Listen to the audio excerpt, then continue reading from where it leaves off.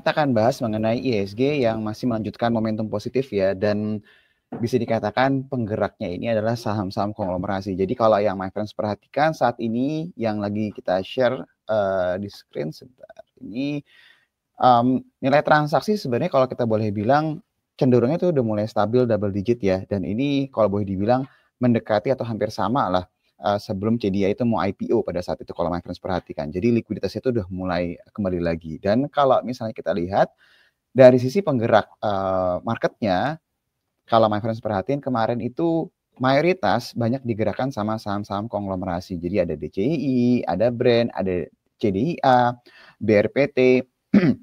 Ini yang menjadi beberapa penggerak market yang memberikan kontribusi besar terhadap pergerakan IHSG. Nah, kalau misalnya dilihat dari perilakunya saat ini, momentum menjelang tanggal 7 Agustus nanti untuk announcement date-nya untuk MSCI ini sepertinya akan menjadi salah satu yang menjadi pendorong saham-saham konglomerasi ini mengalami kenaikan nih, my friends. Jadi seperti beberapa waktu lalu kita informasikan bahwa kalau toh pun terjadi koreksi untuk saham-saham konglomerasi seperti saham-saham grupnya Pak Prayogo, kecenderungannya mereka punya potensi berbalik arah nih dalam waktu yang singkat menjelang nanti tanggal announcement date-nya si MSCI tadi.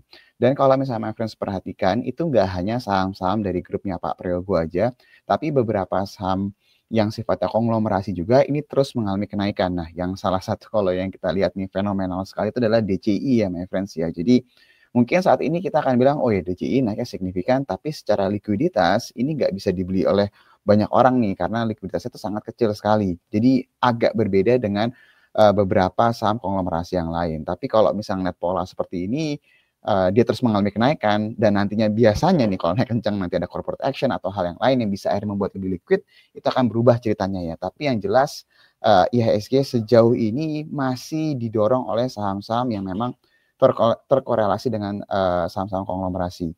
Nah, kita coba mau remind juga, kalau misalnya nanti menjelang tanggal 7 Agustus nanti saham-saham yang terkorelasi dengan grup Pak Prayogo atau mungkin saham-saham konglomerasi yang lain seandainya tidak muncul namanya di listnya MSCI, sebenarnya ngelihat dari keadaannya sangat mungkin sekali mereka akan mencoba lagi di bulan November. Jadi sampai nanti akhirnya masuk ya my friends. Jadi kalau dilihat ini sepertinya momentum dari saham-saham konglomerasi ini masih sangat kuat sekali.